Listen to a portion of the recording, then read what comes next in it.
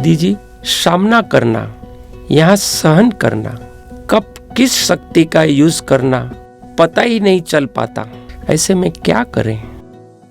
बाबा ने कहा है सहन करना सीखो, सहनशील बनो, सहनशील बनो। पर दूसरे लोग सहनशीलता को हमारी कमजोरी समझते हैं या फायदा उठाते हैं, तो हम किस हिसाब से कब तक उनको इसी प्रकार का चांस देते रहें। एक्चुअली सहनशीलता और सहन शक्ति में अंतर है। सहन करना है तो हमने सहन इसलिए किया कि हम सहन कर रहे हैं, सहन कह करके सहन कर रहे हैं, तो वो सहनशीलता नहीं है, क्योंकि अंदर की शीलता तो मेरी उसी समय समाप्त हो गई। हम सहन कर रहे हैं, हम वातावरण खराब ना हो जावे इसलिए सहन कर रहे हैं। तो उस समय मुझे उस आत्मा का मैं अपने स्वमान में नहीं दिखी। सहनशीलता यानी मुझे अपने अंदर वो शीतलता का जो गुण, उनकी क्रोध की अग्नि, ईर्ष्या की अग्नि, कंपटीशन की, क्रिटिसाइज करने की, ये इसी हिसाब को सहन इसी हिसाब से करना पड़ता है ना। किसी समय उनका गुस्सा है, अलग अलग तरीके से मनुष्य आत्मा अपने गुस्से को या स्वार्थ को या अथॉरिटी को मिसयूज करके, तो ये सारे हैं तो अवगुणों के कारण हम कहते हैं ना सहन करना पड़ता है।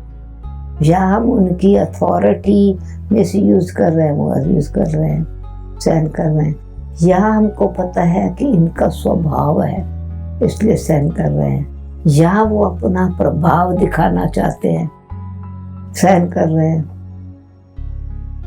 इसका मतलब है थोड़ा और गहराई में जाने तो वो आत्मा अपने स्वरूप को भूली हुई है।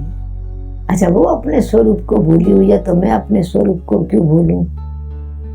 दूसरी आत्मा अपने स्वमान को ना मान करके अभिमान, स्वमान, मान जो मिला है, पोजीशन जो मिली है, उसको अभिमान समझ के यूज कर रही है। तो अभिमान का असर, मुझे अपमान महसूस हो रहा है, उनका अभिमान मेरा अपमान कर रहा है, तो मुझे लगा उसने अपमान किया, परंतु वास्तव में उस आत्मा ने तो एक नया अकाउंट बनाया ना। उस आत्मा का कर्म नया अकाउंट बना रहा है और मैं उसको ले नहीं रही हूँ अपने खाते में, मैं क्यों जोड़ूं? ये नया अकाउंट अगर मैंने बार बार सोचा मुझे उनका सहन करना पड़ता है, मैं स्वीकार ही नहीं करूँ, मुझे फौरन पता है इन बेचारे का दोष नहीं है, नया कर्मों का खाता बन रहा है। तो मैं अपने आप को, मेरे को सहन करना पड़ता है ये समझ के नहीं, मैं एक ड्रामा में साक्षी होकर के ये सीन दिखाई जो पड़ रहा है उसमें मुझे रहम की भावना रखनी है। और दूसरी बात ये सीखना है, क्योंकि है तो रॉन्ग बात है, इसलिए मुझे सहन करना पड़ रहा है ना। अगर मेरी वो भूल है सचमुच और मुझे किसी ने गुस्से से भी बोला है और सबके सामने भी बोल दिया है, तो मुझे थोड़ा सा महसूस होगा, पर तो अंदर अच्छा लगेगा, मैं फौरन सुधर जाऊंगी। तो सहन करना तो नहीं हुआ ना, वो तो मेरे में शक्ति आ गई ना अपने आप को सुधार करने की। तो मुझे इसका मतलब है कि ये थोड़ा अपने आप को भी साक्षी दृष्टा हो करके देखना है कि जो किसी व्यक्ति ने जो बात कही उसमें कुछ सच्चाई है, कुछ किसी बात में उसमें मेरा भला है। कभी मेरे में खुद में भी लापरवाही आ जाती है, अथवा मेरा भी ईगो काम करने लगता है, तो दूसरा व्यक्ति फोर्स से आकर के बोलता है, तो मैं फोर्स को ना लूं, परंतु ध्यान दूं कि मैं थोड़ा अटेंशन अपने भी दूं, मेरा ही गुण बढ़ जाएगा ना उससे, यानी मेरे अंदर वो डिसिप्लिन ठीक आ जाएगा, मेरे अंदर एक्टिव नेचर बन जाएगी, मेरे अंदर हमेशा मुस्कुराने का संस्कार रहेगा, मेरे को एकदम फायर प्रूफ ड्रेस पहन के, वाटर प्रूफ, सागर की तो वो लहर ही है, पानी है ही है, वो तो उछल में आएगी सही, पर मुझे तो वाटर प्रूफ होकर के रहना है। आग का तो काम ही है जलाना, तो मुझे फायर प्रूफ ड्रेस पहन करके बैठने का है। तो मैं उस समय अपने स्वमान में अगर टिकी हूँ तो मैं कुछ सेफ भी हूँ और साथ साथ साक्षी दृष्टा हूँ, तो सीख भी रही हूँ।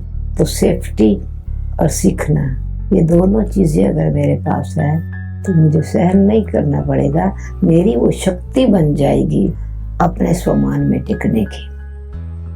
अच्छा, तो दूसरा मिसयूज कर रहा है इसीलिए कि मैं भी उस समय उनको फिर अपनी दृढ़ता, यानी अगर ऐसी परिस्थिति है कोई मिसयूज कर रहा है, चांस ले रहा है, तो फिर मुझे अपनी सच्चाई और दृढ़ता से स्वमान में रह करके कहना है कि बेशक आप ऊंचे हो, आप बहुत अच्छे हो, आपकी अच्छी अथॉरिटी है, सब बातें आपकी अच्छी लगती हैं, पर ये बात हमको आपको हम स्नेह से बोल रहे हैं, रेस्पेक्ट से कह रहे हैं, ये अच्छी नहीं है, आप फायदा उठाते हैं। हम भी रेस्पेक्ट से आपकी बात स्वीकार कर लेते हैं, परंतु ये फिर हमारे लिए अंदर की रेस्पेक्ट बढ़नी चाहिए।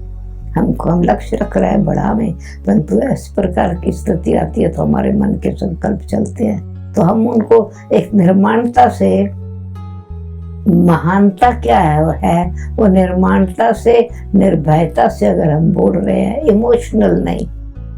अगर हम सब इमोशंस में आ जाते तो सहनशीलता तो नहीं रही ना, परंतु सहन शक्ति।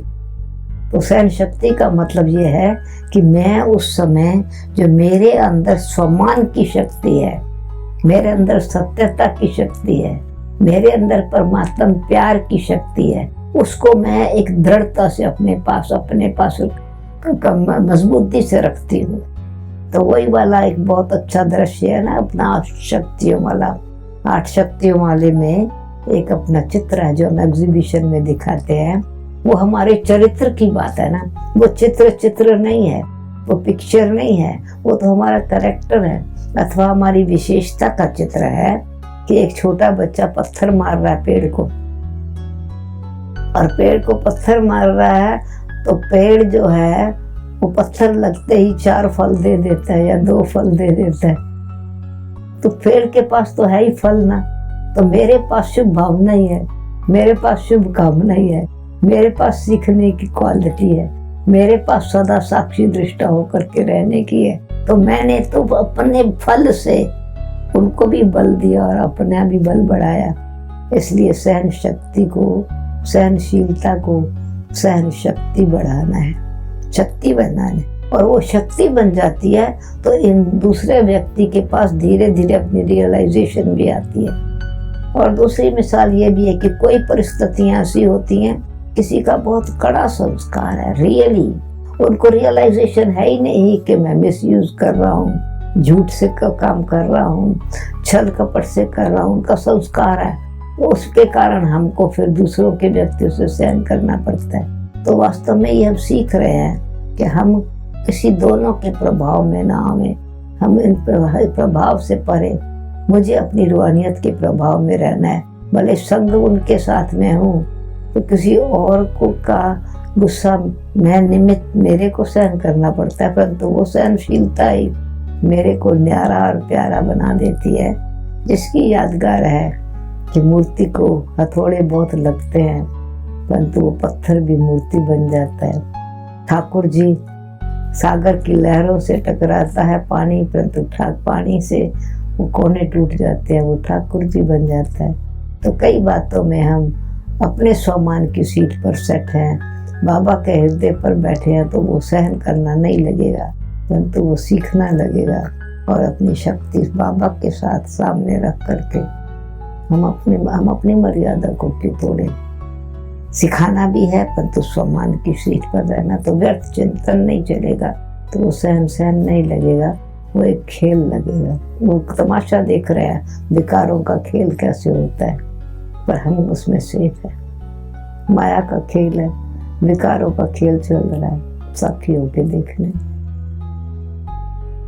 बाबा को साथी बना के रखना है, तो सहन शक्ति स्वरूप बन जाएंगे। फिर दृढ़ गुणों का नाश, उनका भी नाश हो जाएगा, आपके गुणों को अवगुणों का, और हमारे अंदर भी शक्ति भर जाएगी। इसलिए दुर्गा रूप है दुर्गुणों का नाश करने वाली, शीतला रूप है अपने हृदय को शुद्ध और शीतल बना के रखने वाली। इसलिए मैं शक्ति हूँ। सहन करने की बात नहीं है, पर शक्ति स्वरूप शिव शक्ति, कल्याणकारी शक्ति, मेरा भी कल्याण, दूसरे का भी कल्याण। ओम शांति।